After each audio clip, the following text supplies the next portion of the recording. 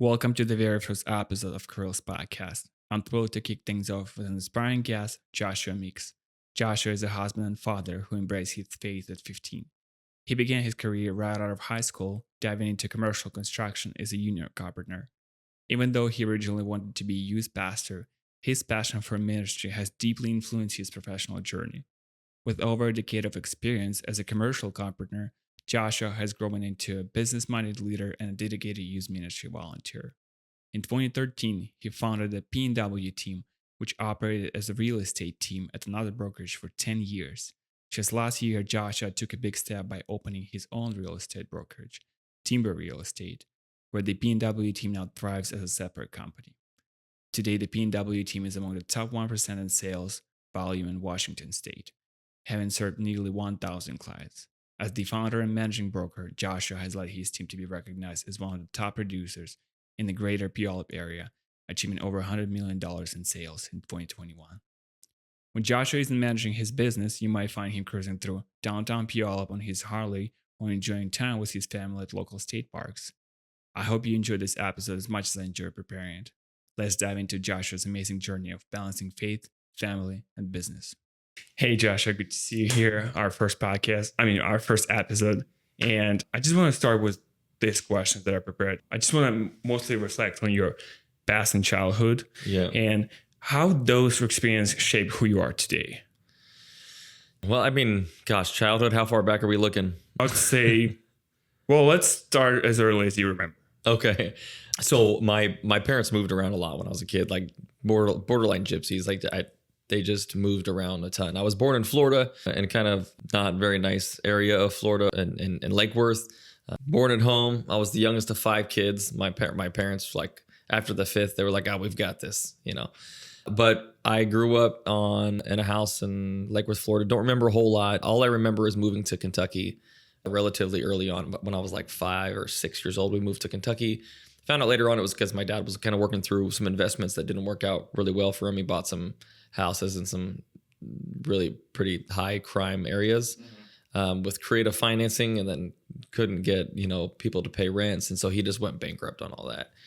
So then we moved to Kentucky, and immediately it was evident our life wasn't going to be that normal. So we moved into a trailer park, which was fine for a while. And then we moved into this house on 4th Street. Very few times growing up did we live in a normal house. It was always like some really creative scenario. I think it was for about a year and a half, we floated around there. And then when I was, I think about 6 years old, my dad found a piece of property that some guy was willing to sell or finance. I think he bought it for like $13,000 and seller financing, 8 acres in the middle of Kentucky. And then bought a half-burnt trailer. Like literally the inside was all torn out. Multiple windows were broken out, missing. And he was like, "Dude, God's good. God's good. We got a home." And I was like, "Okay, yeah, this is awesome." Did you feel that same way as your dad felt? I remember feeling like a little conflicted about it. And the older I got, the more I was like, "Wait a minute, this is kind of weird." As I got to know my friends' scenarios. But I remember that perspective, it's still with me in a really good way. Because early on, those were pretty weird, circumstances compared to most people, at least within the United States that I know of, and people that I grew up with. So my dad's perspective, though, definitely brought levity to that. I think about that scene. I think there's a scene in the Greatest Show. What is it called? The Greatest? I'm not seeing it. I'm not sure I've seen that show, though. The Greatest Show. The Greatest Showman, something like that. I don't know. Okay. There's this scene where they they have nothing, and he's trying to get all creative and tell his daughters "Oh, it's magical," and really it's just poverty. But my dad had that type of mentality consistently, whether it was a tent or a tent trailer or a half-burnt trailer or living in somebody's backyard or living in the car, he would just look around and be like, "Dude, isn't this good? God's so good. We're not out in the rain and we've got food and we've got clothes." And I'd be like, "Wow, yeah, that's," because he could have been, negative about all that stuff. But did he try to provide better? Or he just was comfortable with living that kind of life? He always wanted to be very entrepreneurial. My dad was never happy being poor. However, we were usually poor. So he very impoverished poor. But it was generally because my dad was trying to figure out some creative, dynamic to make money in other ways. So he had he would have his own business, for a minute doing one thing, and then he would do that for a while. Then he would be like, oh, I've got another great idea. And then he would do another business for a little while. Then he'd be like, wait a minute, I've got another great idea. And it would just kind of, for most of my childhood, like he would listen back at this and probably not love that perspective. But for the majority of me growing up, it was my dad having one idea after another idea after another idea. And then like moving all of the chips and a lot of debt and bad credit and other situations into the next thing, thinking it was going to be the next thing, all at the kind of premise of as soon as this happens, something really good, the money's coming in a minute. It's just my entire childhood. So do you think that he was lacking consistency with his ideas, or none of those ideas actually worked out, so he would jump to something else? Yeah, I think almost anything that he would have done, if he would have done it consistently, he would have succeeded at. I think part of what I've learned some great things from my dad, and then some not so great things from my dad. And the principle, one of the first principles I learned not to do was to not be inconsistent. Yeah. With whatever I decided I was going to do. So like when you look at my career and my life compared to my parents' career, it was always like a new location is going to save us. A different dynamic is going to save us. Cutting off those old people is going to save us. Moving into it was always something else. So I think that inconsistency is what kept us in poverty, for lack of better words. So from your experience, when do you think consistency doesn't make sense anymore and you actually want to move on to something else? I am now the opposite extreme. Okay. So like I generally won't know, because I will most of the time push past the reasonable position, because I'm confident that I can continue to fail my way forward in that process. But I think in general, like I think even the scripture speaks to this, like you surround yourself with wise counsel, right? Like if everybody in your position is like, dude, this is not your thing. Like I appreciate you want it to be your thing. Like if I wanted to be a professional golfer, I feel like people would be like, hey, good for you. Or a musician. Hey, I appreciate you enjoy that, but maybe this isn't your thing. And I think we all need people in our life that are, willing to say that. And then look at, is this just costing me something? Because it's fine. I can grind my way through something and sacrifice my health a little bit or my, conveniences. But man, as this starts costing my family or my wife or my kids, and I'm taking sacrifices and saying yes to, and it's costing them things that they didn't sign up for. Or if you just do it over and over and over again, generally like years, and it's not profitable and there's no demand for it, then I would say it's probably a good idea to adjust the sails a little bit. In this type of question that I asked, do you see God's guidance in that? Like, would you like if there's something you've been working on for a long time and it's just not working out, would you pray? Do you pray to God through that period, and do you wait for a specific sign, or you just see if it does harm to your family, just stop? Yeah, so I never wait on signs. I've just never been somebody to like think, oh, God's gonna open a door, or give me a glimmer, or show me a bird, or like, and I've had other friends that have had that type of experience, and mine hasn't been. So generally in my life, I'll consistently, the small things and the big things, I'll be like, hey God, I need your direction, I need your wisdom. And most of the time what I feel like God works through is logic and analysis and rationale.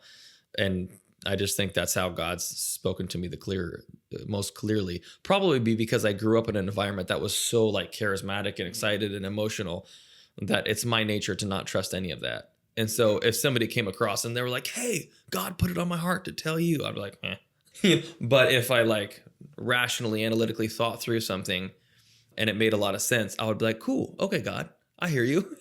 And I would assume that meant, that because he put those thoughts in my heart to allow me the time to process. I believe that God created us, sustains us, right? Mentally, spiritually, emotionally, physically. I believe that he has the capacity to put thoughts in our mind, that when we say, God, I'm going to open my thoughts to your thoughts, and I want wisdom and direction and counsel, and I want you to be glorified through all this. I believe God speaks into us, into our hearts in the middle of that. And that's not always as clear as it would be nice for it to be, which would be like, laying out a fleece and seeing dude on it or not on it. That's just generally hasn't been how I've felt God speaking to me. Gotcha. Yeah. Have you ever had experience actually succeeding in something, but you felt that it's not something God wants you to do and you actually stopped? Yeah, I mean, probably construction was one of the biggest things in my life that I felt that way about. So I became a union carpenter right out of high school. While I was in high school, I started working a full-time job within the carpenter's apprenticeship. Graduated through the carpentry apprenticeship. By the time I was like 22 years old, I think.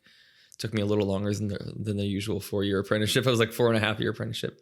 And then, went to school for my business degree, which was originally going to be a pastoral degree or a ministry degree, and then used that business degree to really learn more and more about how to grow in my career. In construction, I eventually became a foreman and then a general foreman after becoming a carpenter lead. And then was, on track to, potentially be like the youngest superintendent at a really large Fortune 5 or Fortune 100 company. And like everybody in my environment was like, hey, here's the next step. You're going to be assistant superintendent. And they were speaking that into me. And I was like, gosh, this is really encouraging to know that I can do all this.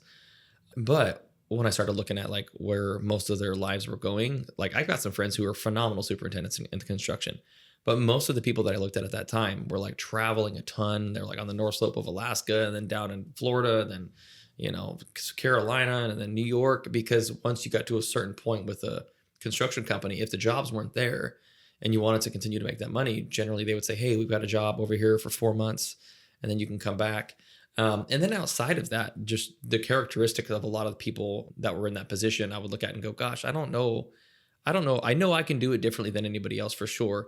But if this is going to require a certain like lifestyle, I even if I'm good at it, even if I'm making really good money, I don't know that that's what God's got for me. And that was a hard season to try to figure out, well, what am I supposed to be doing next then if it's not? Yeah, for sure. Spending so much time in that type of like business and just deciding getting out of that probably was a hard decision for sure. Yeah. And for most of the time, I mean, when I started in construction, I thought it was like a holdover career until God was maybe going to have me be like a pastor or a youth pastor primarily. And so for me, Dad was like, hey, whatever you do, just, he said, just start as a union carpenter instead of getting into $40,000 in debt and college loans per year. Maybe start making $40,000 per year without any knowledge as a first period apprentice. And I was like, heck yeah, that sounds brilliant. And then I just continued to do that, right? So that was actually initially your dad's wife. Oh, 100%. Yeah. Okay. Because my dad similarly, like he would do things for seasons. Again, he would have these great ideas, but like he worked trade show off and on for a while. But then he would be like, well, I was doing trade show, but now I'm going to do this other thing. And then I was doing this other thing, but then I was going to do this other thing.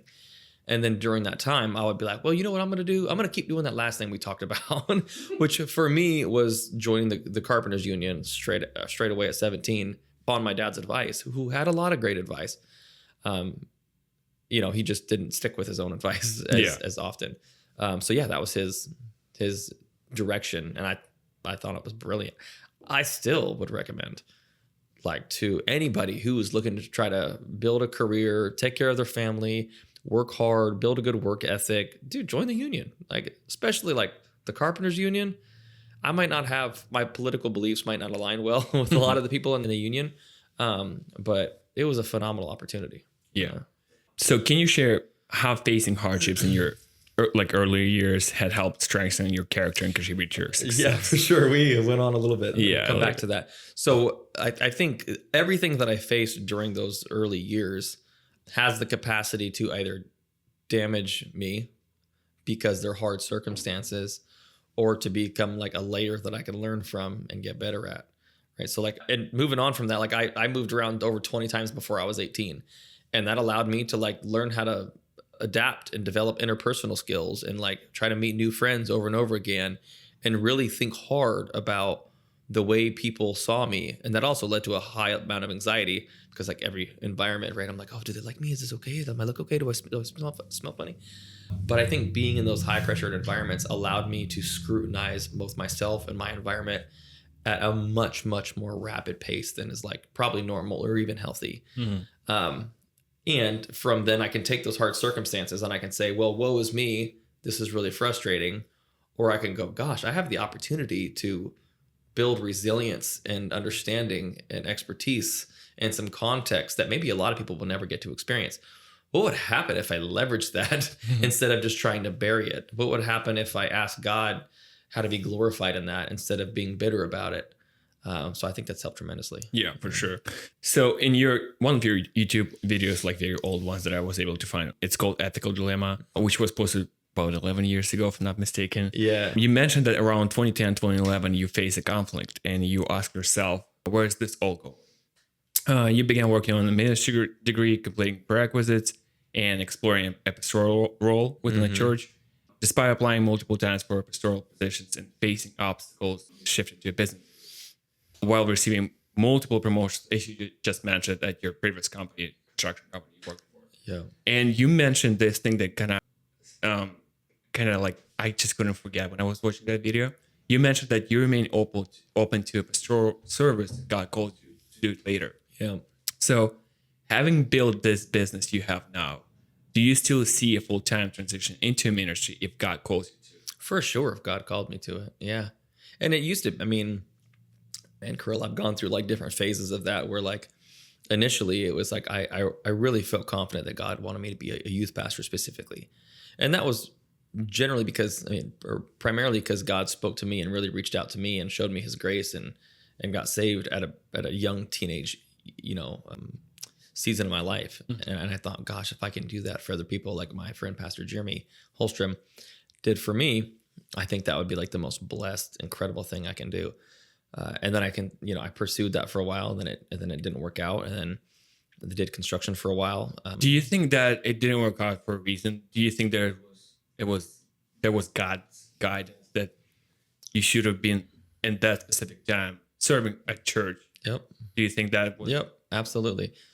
So, I mean, you and I, we go to the same church, right? But during that time, I felt really confident, not only because I had been in ministry for a long time, but because people spoke that into me while I was in ministry.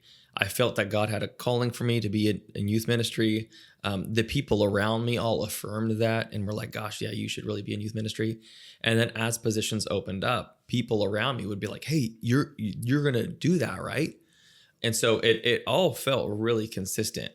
So that when I applied for the position and our pastor was like, nah, for me, like there was a little bit of relief because I didn't feel qualified. There was a little bit of like frustration, like, okay, well then what do you have for me, God, if this isn't it? But there was mostly trust in that process because I had to go, okay, well, it's either I'm going to take the position to say like, well, the pastor's wrong and I'm supposed to be the guy, or I'm going to take the position to say, well, what if God does have something for me? Mm-hmm. And what if everything else that I'm learning is a part of it and will still be relevant in every part of my life? But what if God literally put it on that pastor's heart to go, no, not this guy and not right now? And that's part of trusting God, is trusting the people that you're submitting to and that are around you in that process. Even though I continued to apply for it, he was like, well, you should go do these things and then we'll consider it. And then I did those things and they were like, no. So you mentioned that you were relieved that you actually did not get that position to some degree, right? To some degree, yeah. And you said mostly the insecurity of me was relieved. So basically, the main reason why you actually kept applying is because you were pushed into it by people surrounded by you? No, primarily because I was really, really passionate about it. And that passion came from God reaching in and calling me and saying, hey, I've got something better for you at a very, very unstable position in my life. And at that point, I was like, this is what I want to do. And then people around me started, to like affirm that. Like, and you still wasn't sure, right? Because you said you were relieved that you didn't get a position. Yeah, but I was very confident in that season. Like, if you were to ask me, I would be like, God, definitely, this is what he wants me to do. Is to be a youth pastor. But I think within that, there's still that feeling of like, gosh, I think God wants me to do this. And then another voice that's like, you're not qualified for this. You can't handle this. Who do you think you are? You're too young for this. They're not going to listen to you. And that's the part of me that was relieved more than anything, which I don't think is a healthy thing. That insecurity part of me, like when I'm like talking to God in the shower and I'm like, prior to and during that season, and I'm like, God, gosh, this still is overwhelming. I don't feel like I'm qualified, but I feel like you're calling me to it. And then when it doesn't happen, I'm like, oh, maybe that's okay. maybe God didn't have me qualified for it. And maybe I do feel relieved because my insecurity is validated, right? I don't know if that's a good thing or not. But in that moment, there was a little bit of relief, like, okay, well, sweet. And then as I got further in my career, past that, in construction and in real estate, to be honest, I thought, well, those guys don't make a whole lot of money and they work all the time and they're super drained emotionally and psychologically. So I would rather, at times, I think I would rather make more money and not be in that position. But if God called me to it, then I would drop everything Okay. to do that. Okay. So I just want to get back to that time when you're trying to apply the position, you never got it. You said that pastor who was pastor at that time actually didn't see you as a youth pastor, right? Yeah. Because he was the one who was actually deciding if you get the position or not, right? Did you feel resentment towards that guy? No. I think that would be reasonable, but I felt more trust than anything because I trusted. There's been other moments in my life where I've like felt frustrated or resentful for a minute, but in that situation, I felt like, God, I think this is what you have, which you've called me towards. And I actually had a good friend of mine who's a mentor at that time. And he said, hey, if you really feel that God's called you to be a youth pastor, like you're going to have to look beyond our church. Mm-hmm. And I was like, I don't think God's calling me to go to another church. And he was like, well, I mean, anybody else in your position, if God generally is calling them to be a youth pastor, they would start putting in their applications somewhere else. And at the time I told him, I said, I am more confident in my calling to be here at this church than I am in my calling to be a youth pastor. And again, most of the people in my age are like, well, if you don't like me, I'm going somewhere else. And that's just, and actually I remember the pastor saying like, hey, here's what's going to happen. You're going to apply for this position and you're not going to get it. And if you really feel called to it, then you're going to go apply somewhere else. And I was like, no, I'm not. I feel like God's called me to apply here because I'm going to church here. Mm-hmm. And he was like, yeah, you say that until it doesn't happen.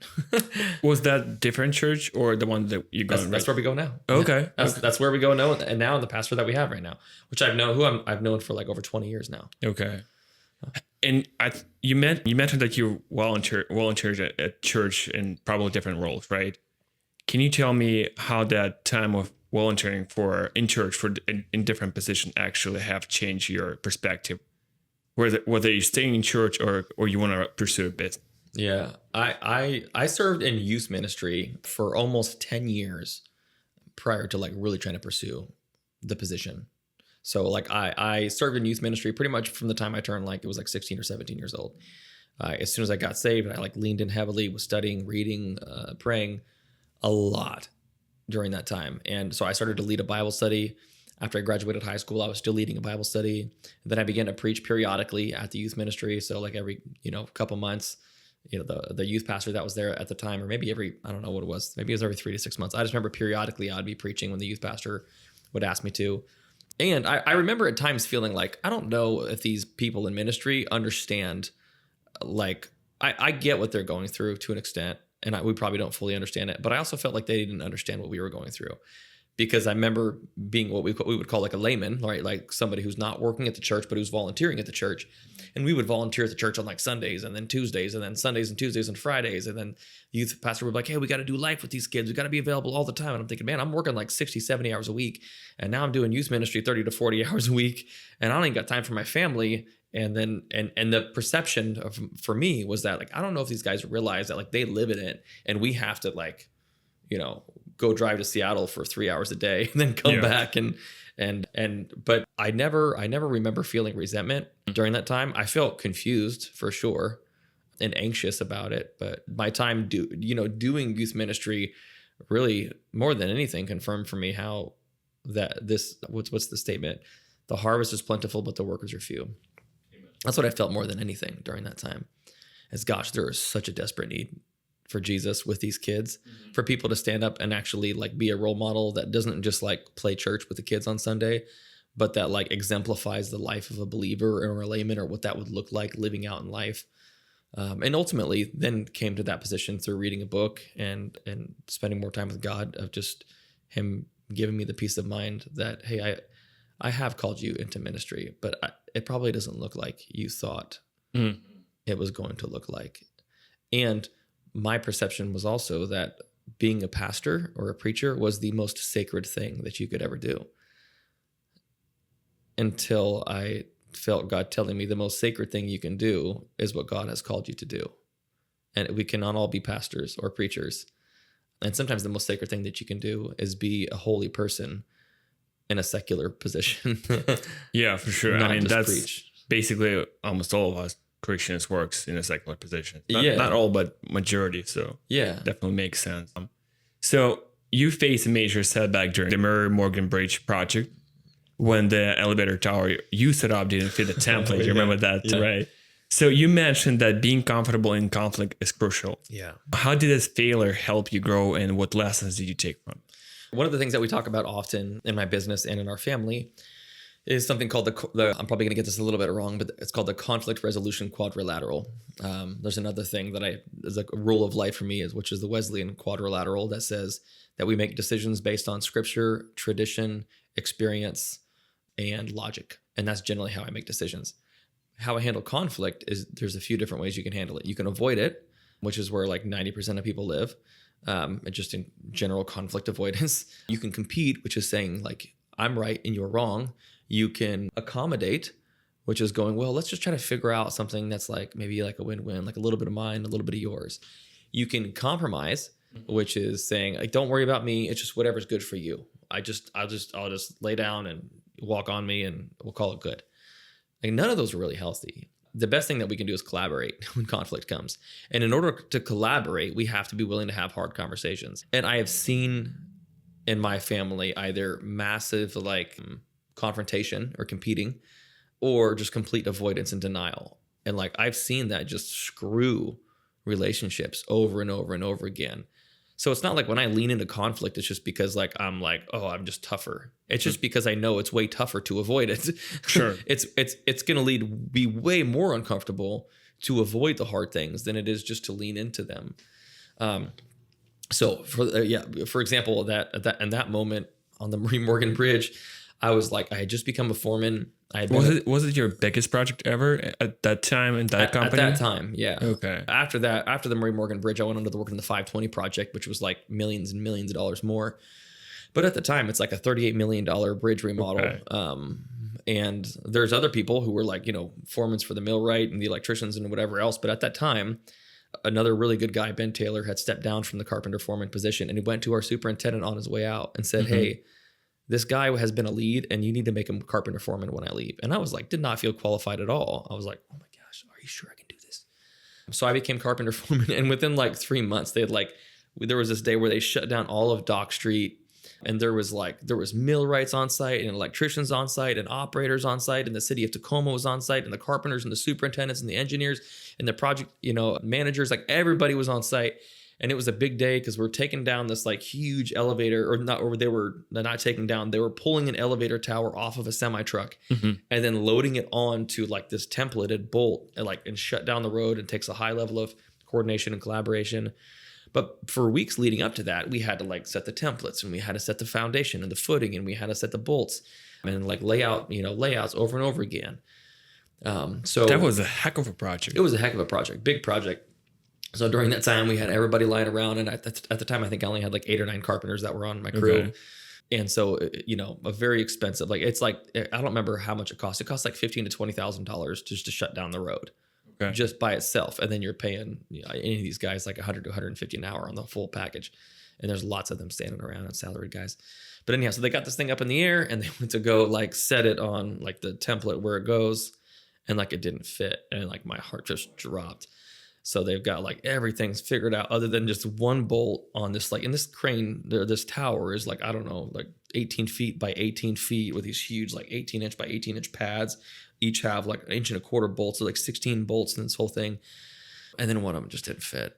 And everybody's just sitting there. And immediately some upset operator was like, hey, who laid this out?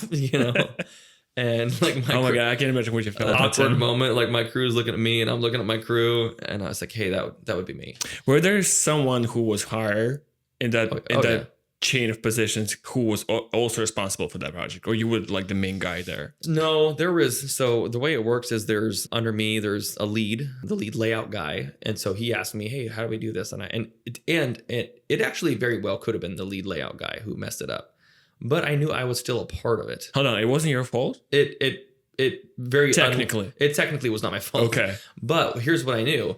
It was my job to oversee. Mm-hmm. So even if the lead layout guy like messed it up, who was doing all the layout, it doesn't change that it's my responsibility to double check things. Like if I'm the carpenter foreman, I got to make sure that same thing when I'm running a company right now. If I have a client who's like, hey, you guys screwed up. I can't be like, oh, it wasn't me. It was my employee. Yeah. They don't care. It was my company and I'm responsible for my company. And it was the same principle there that like, hey, I'm responsible for these people and that makes me responsible for this project. Above me, there is also a project manager and a general superintendent and then other people that coordinate. So there's other people that are there on site as I'm like, it's my fault. And so they were like, okay, well, what are we going to do about it? So they brought the whole thing down. We figured out how to re-engineer it. And actually, no, sorry, I wasn't even the foreman at that time. I was the lead. Okay. I was the lead carpenter. And then there was the layout guy. So I was the lead carpenter because the following morning I came into the office and don't tell me he got fired. No, this guy's name was Kevin. I forget his last name. They brought me in. I thought I was going to get fired. They brought me in and it was like the superintendent and the project manager and the general superintendent. And they were like, hey, we need to have a meeting. I need you to come in early tomorrow morning. And I was like, this is it. This is it. Yeah, I know it's going to happen. And they were like, hey, people don't usually do that. Just jump up and take responsibility. And we need people who are going to take responsibility for for this job.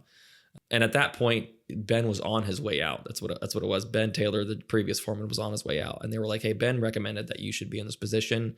And so we had you as a lead and you took some significant responsibility and that was difficult. And that's the type of people that we need. Would you be willing to be the foreman on this project? So gave me a promotion the following day and like another $3 raise an hour because I said I screwed up the template. And I was like mind blown. I was like, man, this is crazy. And like you look back and you're like, all right, cool, whatever. That was 10 years ago when I got a raise. Like now it doesn't feel like that big of a deal, but in the moment it felt like everything. It felt like I had taken a stance for something that was difficult ethically and that it could have gotten bad because of that. And instead, like from there, opportunity exploded. I became the foreman on that project and then the general foreman. And then I became the foreman on another project. And then it created opportunities that the other guys didn't have. I had superintendents that were reaching out to like these regional meetings and they were like, hey, I heard about the kind of guy you are. I want you on my job. Can you come up to the North Slope of Alaska? I'll pay you more than the other guy. It was nuts. And in that moment I was like, dude, what are the odds that I'm here just going, sorry, I'm a screw up. And they're like, I like that, you know? Yeah. So basically just to sum it up, in other words, that just by taking responsibility for the failure, that's the thing that actually rewarded you, right? Yep. Okay. Yeah, that's when I was like listening to the story of yours while watching the video, that was something that kind of stuck to my heart. And I was just wanting to clarify some details because I feel like this is something that we all want to like take seriously, because I feel like taking responsibility for a failure, it's not just like being responsible, but also it's like heck of a lesson for everyone. Yeah.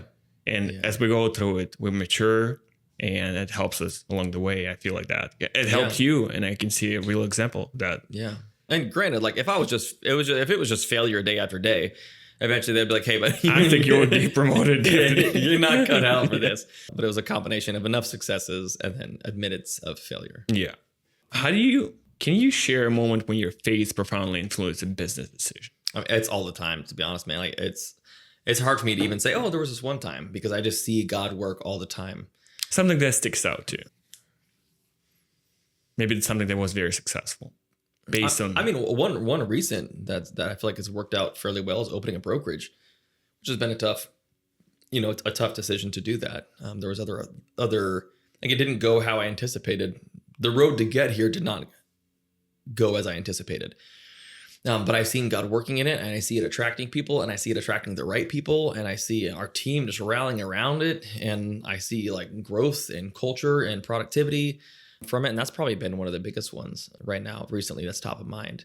But I mean, I would say I saw that, over and over again when I would go, pursue construction jobs, when I would transition from construction to management, when I would try to go apply for a job. And there was lots of moments where like I had to, where reasonable people would have said, oh, this must be a closed door. If you hear that like all the time, like, oh, this must be a closed door. But like when I graduated with my business degree, I went and applied for like 30 something business jobs. And I was like, I could have been like, oh, maybe I'm not supposed to be in business. And instead I was like, okay, I guess I'll start a business. When I was doing construction, you would have to like, they call it hustle work. You can't do it anymore in the union, but you'd be able to like knock on job site, shacks, like just knock on doors all morning. Hey, are you guys hiring? You guys hiring? You guys hiring? I would like 30, 40 jobs sometimes in a day. Wow. No. No. Until like you would get a call back at like, 5:00 in the evening. Somebody would be like, hey, you scribbled down your name on this piece of paper. We've been trying to get a hold of you. And it would be like the 50th, 40th job that I checked on that day.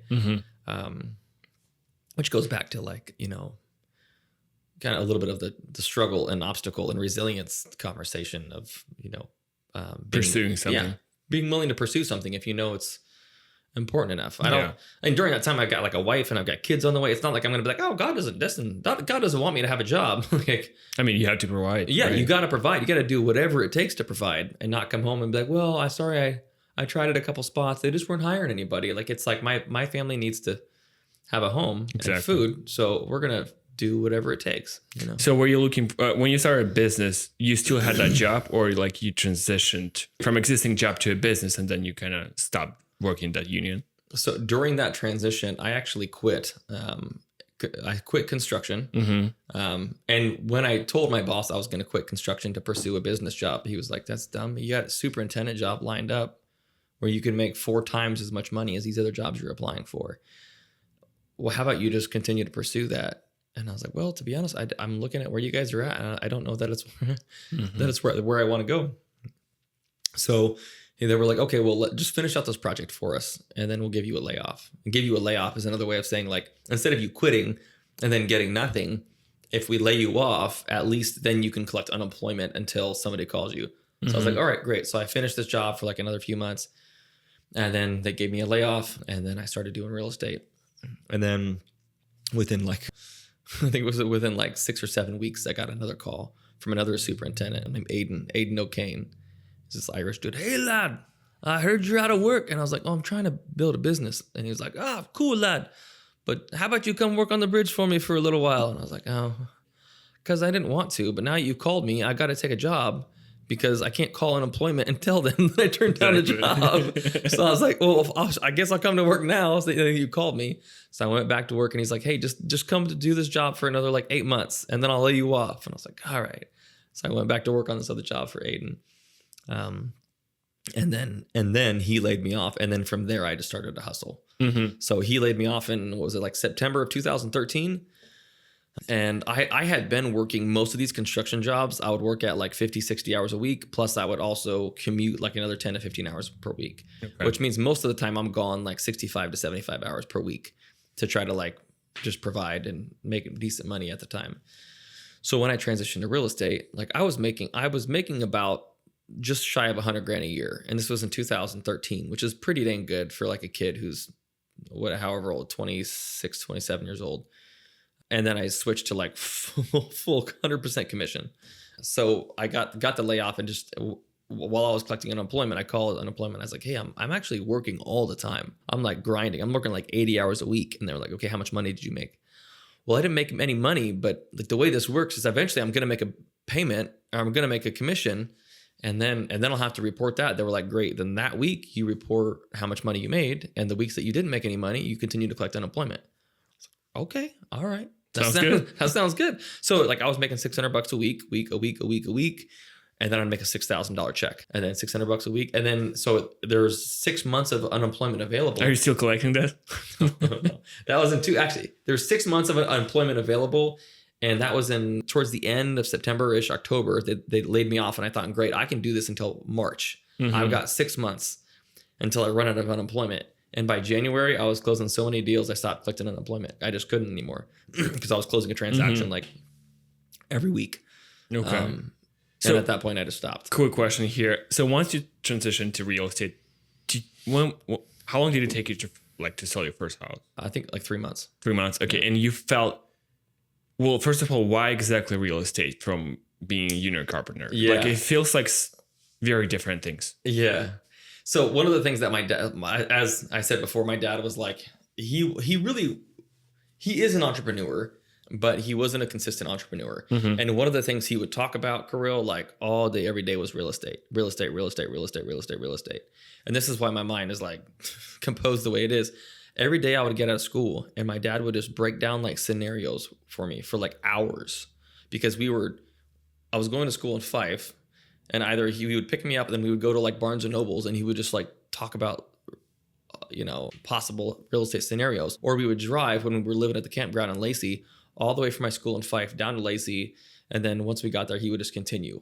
And so like every day on the way to school and every day on the way back from school, my dad would say, hey, so if you buy this property and it's $50,000 and $50,000 and accrued over 4.7% interest or 4.7%, an increase of this property, then every year you grow by this much. And then if you buy another one, then you're going to go back and do this. And then you can leverage that property to do this property. And then if you do that and you also do some stocks, and dude, he would just go on and on and on. And I was like 14, 15 years old. And I'd be like, okay, yep. That sounds awesome, Dad. That influenced you a lot.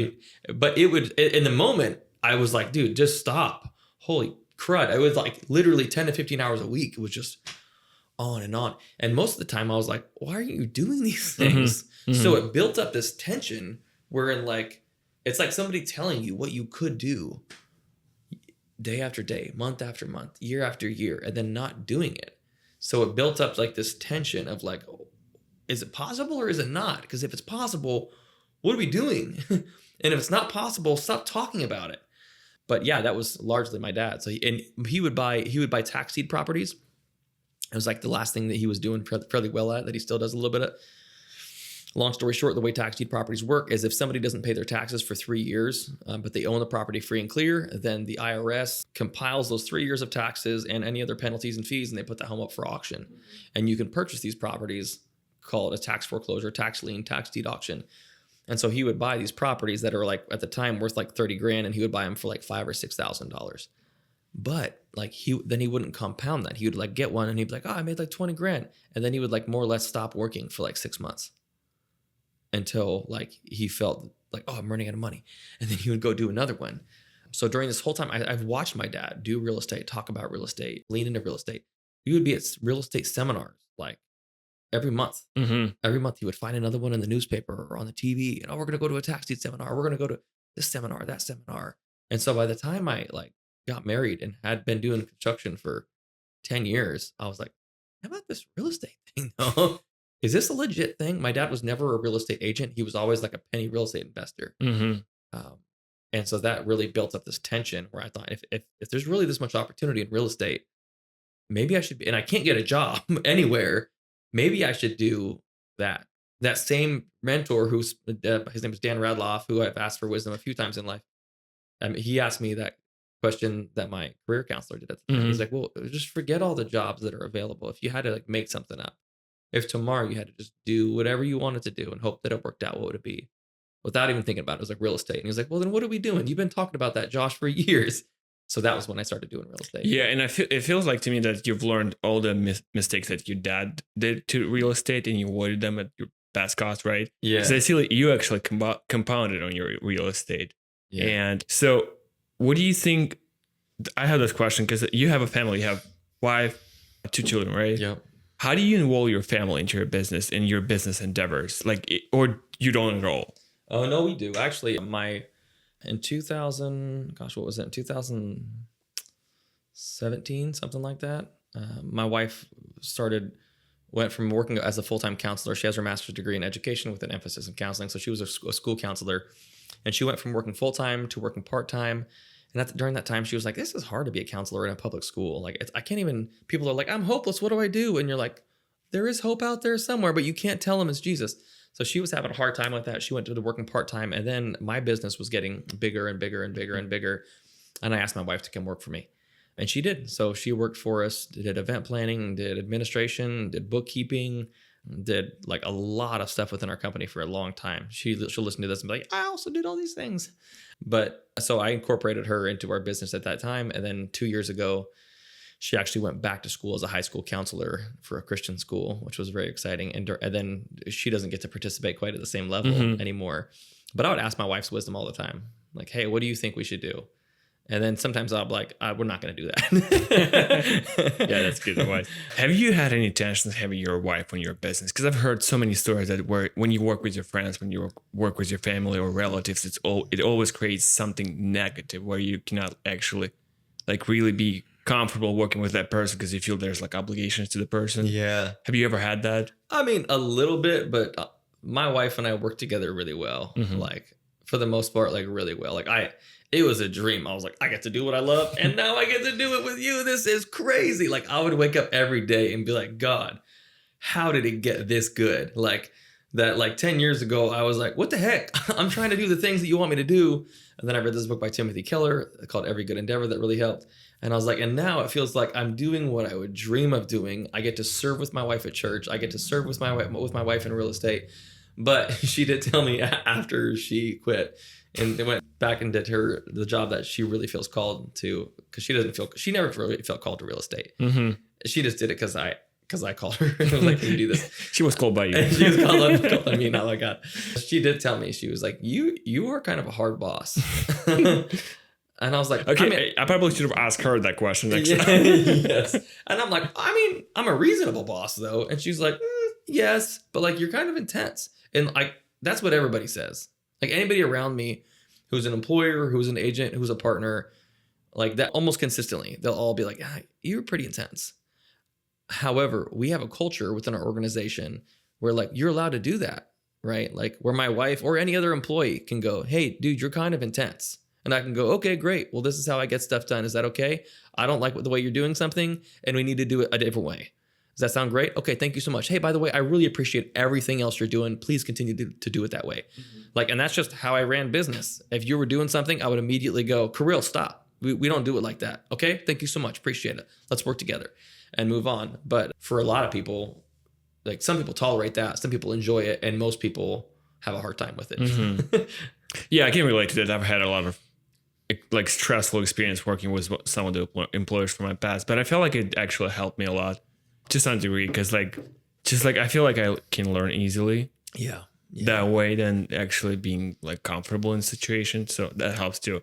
So let's transition to your real estate that you created and recently founded. Yeah. So you've been working. So you started your real estate journey with other real estate agency, right? Yeah, with Keller Williams. Okay, can you tell me for how long you stayed with them before creating yours? Yeah, for sure. So I mean, when I would still recommend Keller Williams for like a lot of newer agents. So when I was starting in real estate in 2013, I didn't know nothing about like how to actually be an agent. Matter of fact, a few years previously, I went and picked up a course from like Gateway Real Estate, bought a stack of books for like $700, put it on a credit card, came home and was like, textbooks suck. I'm not going to do this right now. And then didn't do anything with it. So then when I went back and I was like, oh no, I've now is the time to make a career transition. I like searched like who's the best real estate company and training, and Keller Williams kept coming to the top of that list at that time. I do believe Keller Williams is a little bit of a different company today than it is 10, 11 years ago. But for me at the time, it was a phenomenal fit. So I just looked up, okay, what's the closest Keller Williams? It was Puyallup. Walked into that office, like, I don't remember if I was like dressed up that day or if I was wearing high vis, but most of the days I showed up there, I was wearing like literally Carhartts, a white t-shirt and a high vis vest. Like as I would walk into that office, and I met a guy named Jeff Albrecht, and I said, hey, I think I want to be a real estate agent. And he was like, okay, well, you got to get your license. And I was like, I already did that. He's like, you're done? I was like, yeah, I passed my test and all that. And he's like, well, let's sign up. And I was like, I at the time this was like January of 2013. And I was like, well, I'm going to be on this job till September.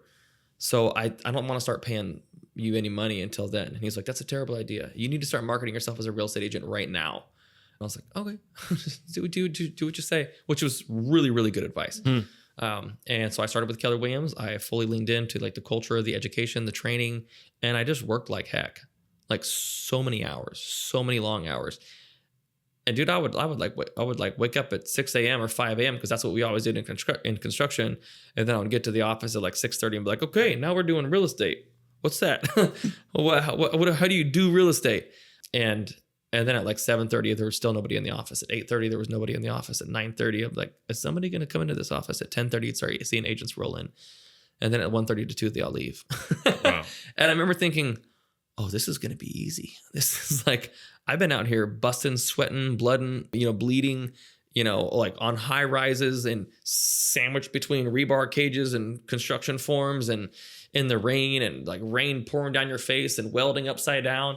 And like, now I just got to go to an office. Like even like the idea of walking into a clean, dry office with like wearing nice clothes, I was like, wow, this is crazy. Was it uncomfortable to some degree to you? No, I really, really enjoyed it. Okay. It felt crazy to the extent that like I felt like I don't deserve this. This is too good to be true. And then I started hosting open houses. I started asking questions. I started shooting a message to anybody and everybody that I knew. Hey, I've got to make this work. I need somebody who's looking to buy, sell, or invest in real estate. You probably already have an agent that you know and trust, but like, this was my thing. I love it. I enjoy it. I'm passionate about it. I would love to serve you. And people reciprocated to that well. People were like, oh, okay, well, I don't know a real estate agent yet, and I trust you, so I trust that you'll take care of me. And that was when the real estate market wasn't nearly as saturated with the amount of agents we have today, which is great. I love those agents, and hopefully they come work to our brokerage. So I worked there for 9 years. Okay. And then I felt confident that season was coming to an end. I had experienced a few things in my business and at that brokerage that directed me to like figure out what my other options are. Like they wanted to just split ways with you, or no? I mean, there was a few things. This was so. Remember when you asked me if I had any resentment to our pastor, and the answer was no. Almost an identical thing happened when I was at this other brokerage, at Keller Williams. So like I had worked my way through like leadership and production, and now I'm like one of the top resale teams. And then some months I am the top resale team with our company, because to kind of backtrack on that, we had developed a company within a company, which a lot of teams do. So you start as an independent agent as a real estate company, and then you have more to do than you have time. And then you ask somebody else, hey, can you help take care of these leads with me? And they go, yeah. And then you go, wow, we have too many administrative tasks. Then you go, can you help be my transaction coordinator? And they go, yeah. And then you go, gosh, the transaction coordinator doesn't have time to do marketing. Will you be my marketer? Yeah. And then like more agents show up and like, we still got more leads. Hey, here's what you do it. Here's how you do this. And then people would go, I really like your culture and your value proposition. Can I come be an agent? And then it just grew and grew and grew to where we were growing now a full team within Keller Williams, a team that was like 14, 15 people. Like, and now we've got multiple employees and we've got a dozen agents. Like it was a full on company.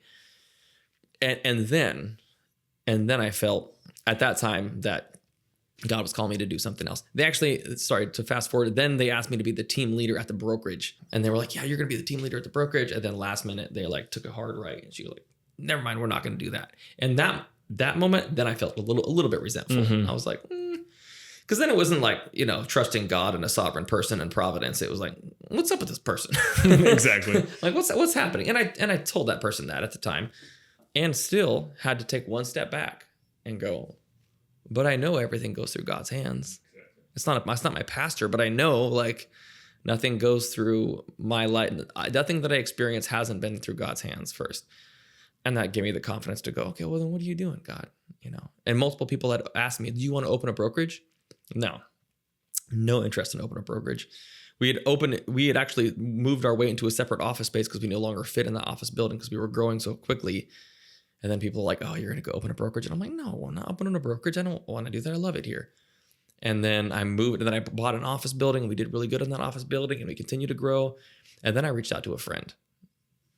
This is about a little over a year ago. And I said, hey, about a year and a half ago, I don't think this next season I'm going to continue to be at Keller Williams. We figured out a partnership dynamic that worked, that we thought was going to work. And then 6 months into that, after a lot of analysis and conversations and statistical reviews on probabilities, I was like, okay, this is what we're going to do. And everybody was like, can we just go open our own brokerage instead of doing this partnership thing? I was like, no, it's not what I want to do. How is that partnership thing is different from having your own brokerage? Essentially, it's at the time it was with a smaller brokerage who was working on still growing their brand and their footprint. I mean, like Keller Williams was like 170,000 agents. This other company was like 170 agents. I asked this guy, hey, what would it look like? And he said, let's open a market center at your building. I was like, all right, that sounds great. And we talked through all the logistics. And then within like a few months, I took 6 months to make a decision on that. And then I called him 6 months later and I was like, okay, let's do this. And he's like, oh, I thought you gave up on this already because you'd taken so darn long to make a decision. So I was like, no, let's do it. And then within like 3 months, it just lots of things happened that I realized like, I'm not going to do this. Already having it running, right? Yeah. We're already having problems like that I just didn't anticipate during this process. And again, the people in our organization were like, dude, Josh, can we please just open a brokerage? And I was like, okay. So December of last year, we opened a brokerage, and that's how we got. Did you bring your team, like previous team, to your new brokerage? Yep, okay, for sure. Okay. So we took our entire team who was at Keller Williams. Every single one of them moved with us to this other smaller brokerage, and then over time there was a little bit of fallout there because agents this was as the market wasn't doing as good. Some people took different jobs, and then again when we moved over to creating our own brand, which was Timber Real Estate, everybody came with us again that we wanted to during that move. And then it was like prayers and conversations with an entire venture board who were like the directors and leaders that are within my company of, hey, I'm not going to go do this by myself. And that's the reason I never wanted to do this, because I don't want to do it by myself. I don't want it to be a thing about my ego and me doing something that I want to do so that I can say that I've done it. I want it to be something that we're doing together. And there were some hard conversations in that room with leaders in my company that were like, we shouldn't do it this way. And I'm like, what? No, we have to do it this way. And they're like, wait, you said you want to do it together. And I was like, I did. That is what I said. Okay. All right, fine. We'll do it that way. Lots of those conversations. And all of those things worked out great. And now our vision is happy, healthy agents at every level of their business. And the vision of almost every brokerage company out there is like lots of deals and, family also. Yeah, that too. But our culture is happy, healthy agents at every level, because I've experienced and coached over thousands of coaching calls, both my life and other people's life, being as a full 100% commission agent, very stressful and very unstable and very inconsistent and high on coping. And we want to, at the forefront, go, no, we're going to be happy and we're going to be healthy, or we're not going to do it at all. And that has been such a contrast to what most of the real estate industry represents, that people have been like, wait, what's going on? Happy, healthy, what? Is it even possible in that industry? Yes, absolutely. We have an event this Friday called Happy Healthy Agents there, where we're just inviting people from every brokerage to have that conversation. Because when I got into real estate, I said our mission was to raise the standard in real estate with people-focused, performance-driven service that brings joy to our clients and value to our community. And our mission is still raising the standard in real estate. But it's our vision that knows that in order to make that happen, we need happy, healthy agents. Makes sense. Yeah. So how do you deal with employees or partners who don't share your faith and may find it intrusive? Like, I know there's probably, not that I know, that there's probability that not all of your agents are Christians, right? So how do you make sure that your faith still stays visible? Yeah. And it doesn't actually gets in the way of having a good relationship with people who are not sharing faith? Everybody who's a part of our organization understands that the defining characteristics of our organization are Jesus, right? Are Jesus and scripture and biblical principles. Inevitably, there will be people who come to our organization who aren't Christians. And they say, hey, what kind of an organization is this? Like, I had a recruit meeting. This was like 2 months ago. And they're like, well, would you consider this a Christian organization? I was like, this is an organization that has largely the majority of Christian people with Christian principles that are intertwined during every aspect of it. Are you comfortable with that? And they're like, yeah, sure. And others won't be. And that's okay. What we ultimately see happening, though, is agents and partners and employees who might not even say, like, yes, I'm a Christian. They go, whatever this is, I like it. And then as they show up, they go, oh, if this came from Jesus, maybe I do like that too. And that's the hope, is that we're spreading the gospel, through the way that we serve people, through the way that we employ people, through the way that we partner with people, and that they get to experience the gospel in a way maybe that they didn't anticipate. Have you had people actually converting to Christianity just because of working at your place? Yeah, it's not very often that somebody says, wow, you sold my house. I'm not sure if it's ever actually happened that somebody says, you sold my house and now I want to accept Jesus as my Lord and Savior. Would have been great. I would love that. I would love that. It's more often that we get to serve people and minister to them in very, very difficult moments. And they reflect back and they go, I don't know if I'm a Christian yet, but this is definitely helping me to have a much more open relationship to Jesus. Or they go, I was a Christian, but I've never experienced somebody who was also a Christian serving me in this way and helping me feel like I was closer to Jesus in that process. Because the majority of the people within our company are Christians, and some aren't. And even the ones who aren't still maintain a composure and level of service that truly ministers to people.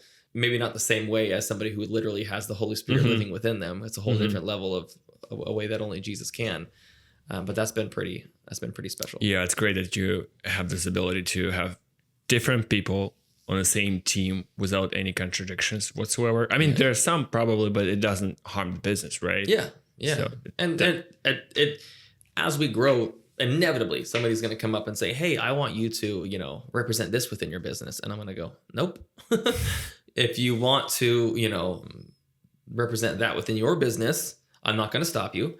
And if you want to represent that at another brokerage, you can, but that's not within our belief system. Gotcha. Have you ever exploited your faith community for business gains? Let's be honest here.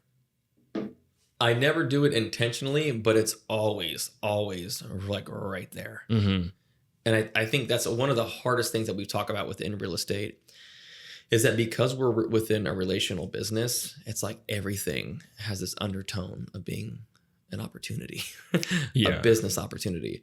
And so it's because of that, it's hard for me to walk in a room and like for example, let's just say we're in a small group and somebody's like, me and my old lady don't get along anymore. We're going to get divorced. We're going to have to sell the house. And I'm like, oh, it's a bummer. Divorce is terrible. Did you say you want to sell your house? Like that's such a hard reality that every agent deals with. I had a neighbor actually in Ording is a good example of this. A neighbor in Ording who I knew had like some receptivity to the gospel. And he lived right next to me. I didn't know him that well, but I knew he was receptive to the gospel. Yeah, he had a Bible in his house, and I asked him where he got the Bible, and my mom gave me the Bible. But him and construction, we call my old lady. That's what he said. I don't call my wife my old lady, just to be clear. That's what he said. Yeah, but he was like, yeah, me and my old lady, we're getting a divorce, and I just started to try to like minister to him a little bit, and I was like, man, do you think maybe you guys could work things out? Like, do you think if you leaned into this, like it was a Bible, that like it could be redeemed, and that you could have something like really awesome? And he was like, hey, you're not going to convince me not to get a divorce. I'm just needing you to sell my house. And I was like, well, that makes sense. Yeah, I hear you. And that was about as much conflict as I've ever had in that process. And sometimes folks are like, gosh, can we pray through this? Can we cry through this? I mean, if you think about the people that we get to serve, sometimes it's happy moments. Like they're, getting married and we were going to buy a house. We're having a baby or another baby. We're going to buy a house, or my parents are going to move in with us. We're going to buy a house. And sometimes it's like somebody died. I need to sell my house. My parents can no longer take care of themselves, so they need to move into my house. Or like we're getting a divorce, so I need to sell like a lot of messy stuff too. My husband can't walk anymore and he's ill and we need a house without stairs. Like those are moments where you have to show up and really like walk into that appointment and go, God, I know I'm going to help this person sell a house, but Holy Spirit, I know that you're living in me, and I know that these people are hurting, and I know that there's moments where you can use me to minister to them in a way that maybe isn't anticipated. Help me to be receptive to that. Amen. And help me to get their home sold. Amen. Yeah, that's a good question. As a Christian entrepreneur, have you ever faced someone trying to manipulate or take advantage of you by exploiting your faith and trust? Maybe within your company, maybe within even church, or just within like society of people who's around you. Yeah, and I'm very, very intolerant of that. And I can like sniff it out immediately. Part of the reason for that is because I watched my dad do that way. I don't think he intended to, but he did it a lot. Like he would take these situations and he would manipulate them to look a certain way to what they really weren't, in order to, produce a result that he felt like was gospel centric. And it was always like, well, yeah, but if we get to the end result and that's good for, the gospel and good for us. And so outside of that, I live and grew up in a very psychologically manipulative environment, all the way psychologically manipulative from like, oh, I'll give you something good, to like, I'll kill myself if you don't do this for me. And that made me like very intolerant of that. So that when I see or feel like spiritual manipulation, I'll just call it out immediately with like a decent level of intensity, no anger, but like a decent level of like, intolerance. Like, hey, I could see what's happening and that's not going to work. If you're going to have this conversation with me, I need you to evaluate a way to have it outside of trying to manipulate the gospel and have it in a very logical sense. And sometimes people are like truly just trying to, share what's happening in their life. Mm-hmm. That's probably what's happening most of the time.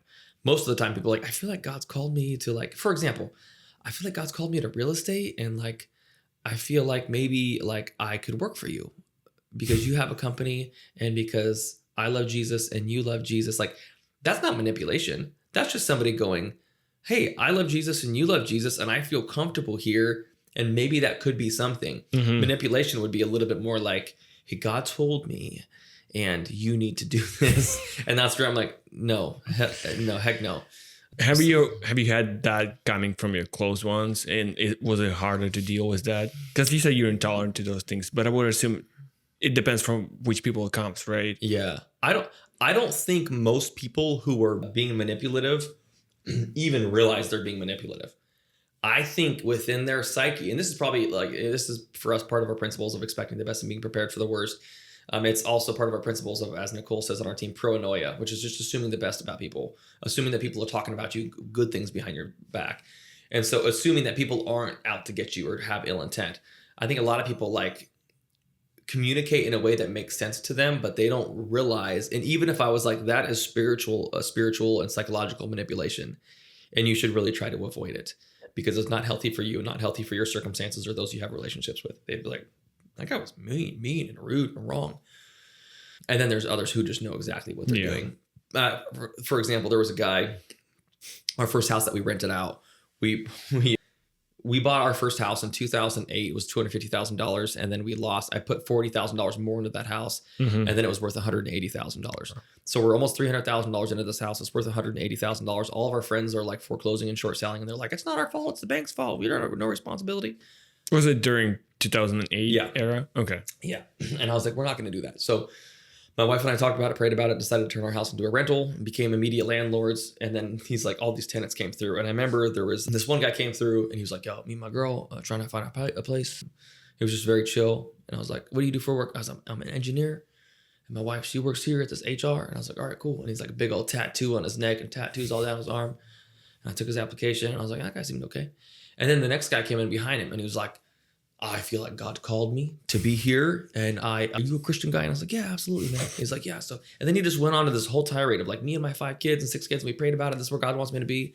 And I was like, well, how's your credit? Well, my credit's not great because I didn't pay my bills and didn't do these things. Well, oh, how's your income? Well, I'm not working right now, but and it was like all this spiritual context, but like didn't have credit and didn't have income. And he's like, but guys like us, we got to stick together, And I feel like God's called me to be, this is going to be our home.